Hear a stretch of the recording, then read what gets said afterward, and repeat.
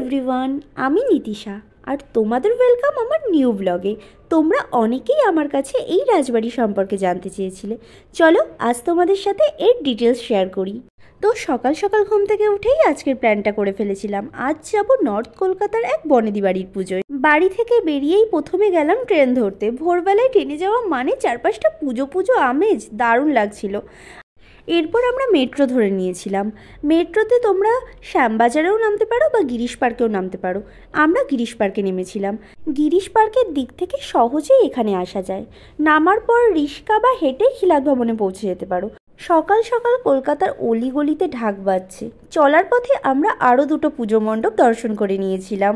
দেখতে খুবই সুন্দর লেগেছিল। তারপরে পৌঁছে গেছিলাম খিলাত ভবনে, যেটা পাথুরিয়া স্ট্রিটে অবস্থিত ছিল। এই পুজো শুরু হয়েছিল কিন্তু বহু বছর আগে। এখানে দেবীর প্রতিমা একেবারে প্রাচীন ধাঁচে সাজানো।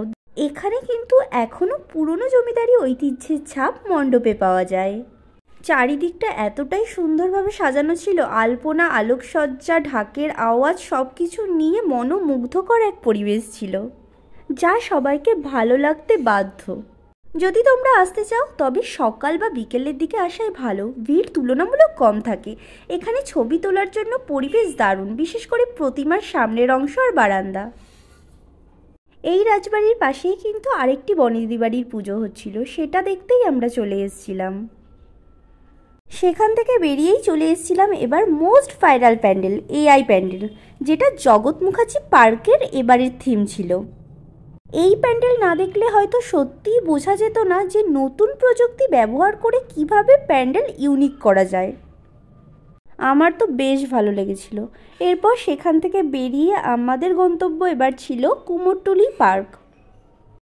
প্যান্ডেলের চারিদিকটা ছিল বেত দিয়ে কারুকার্য করা, যেটা খুবই সুন্দর লাগছিল।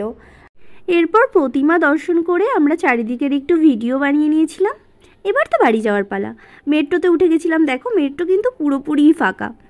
তো বলো আমার ব্লগটা তোমাদের কেমন লাগলো, আর আমার ডিটেলসগুলো যদি তোমার ভালো লেগে থাকে বা কাজে লেগে থাকে তাহলে অবশ্যই একটা লাইক করে যেও। আর thank you for watching my video. দেখা হবে নেক্সট কোনো ব্লগে। আজকের মতো টাটা।